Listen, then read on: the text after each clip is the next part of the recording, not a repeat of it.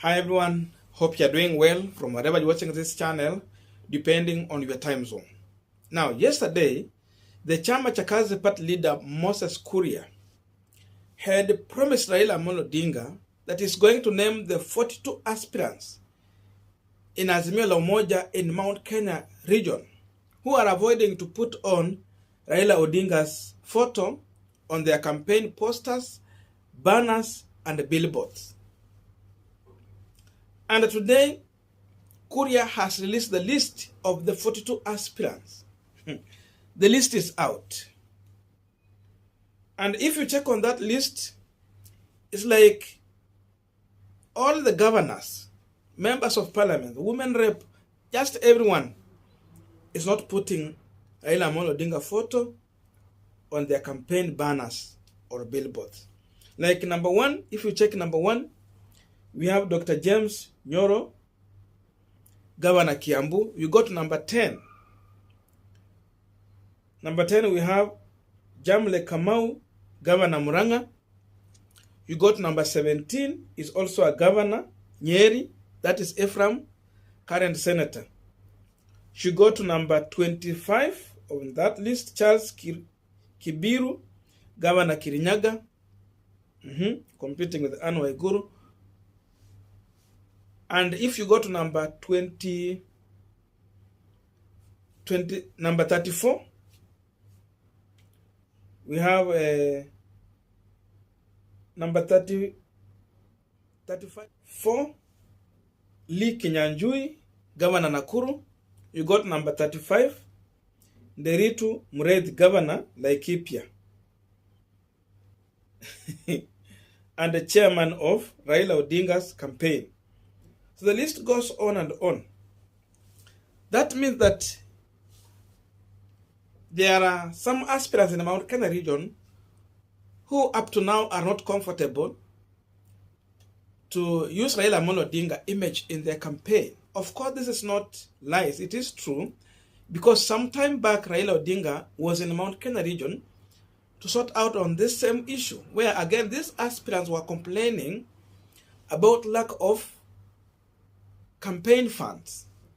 So this Azimio team promised this aspirant they are going to help them with campaign money, but again they told them that they will only focus on those people who are willing to use Raila Odinga image on their campaign banners, billboard, and posters, all those flyers.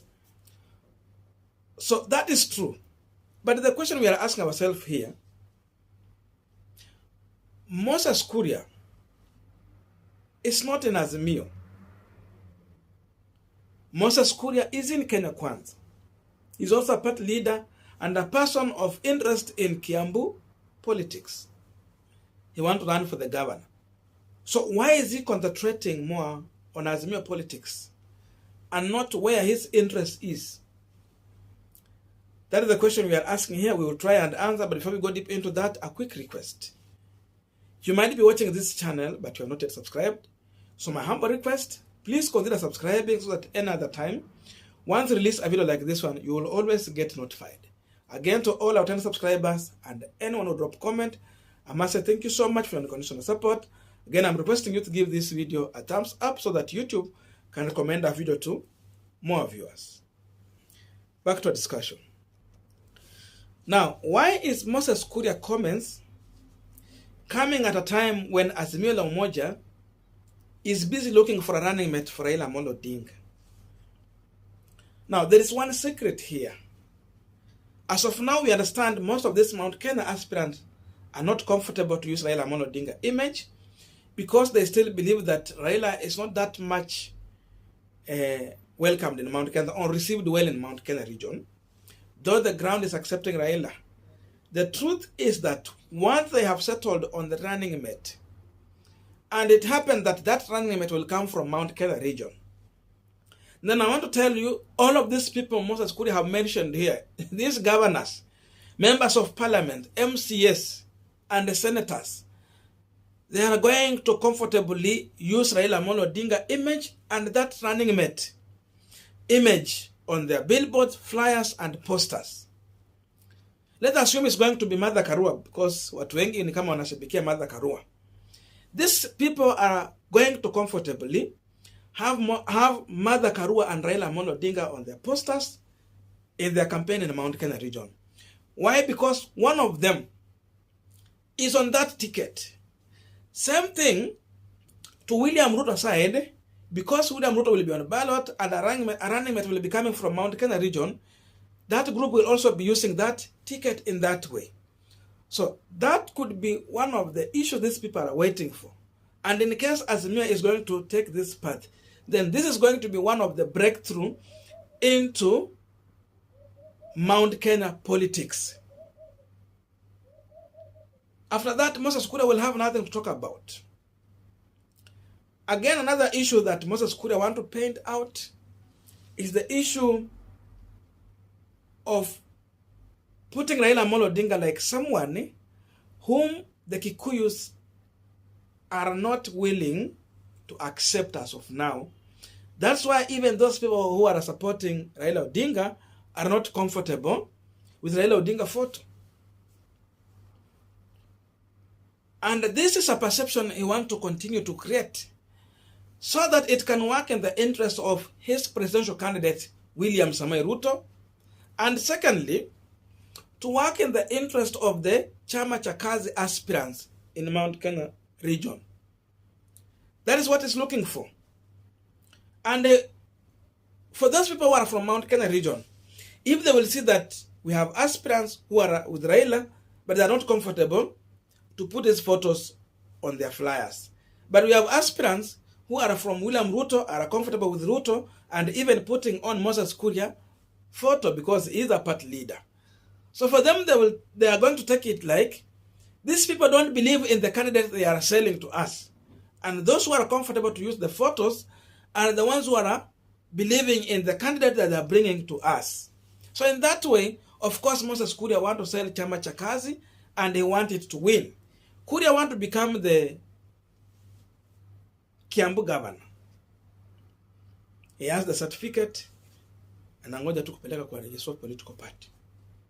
Because of that, you see he's bringing the name of James Nyoro, who is his competitor, to show that Nyoro is bringing Raila to Mount Kenya, but he's not comfortable with him.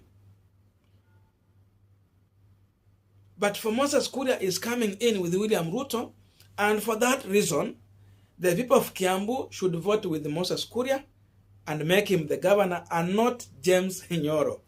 Then all those other positions, it will either be going for UDA, Kazi, ni Kazi, Chama cha Kazi, ama STP party ile ya Mwangi Kiunjuri, ama Tujibebe party.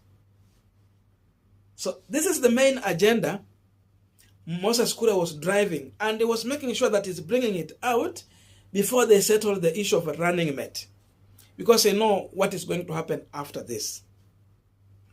So in as much as trying to expose these leaders, yes, they have been given campaign funds, but they have a reason why.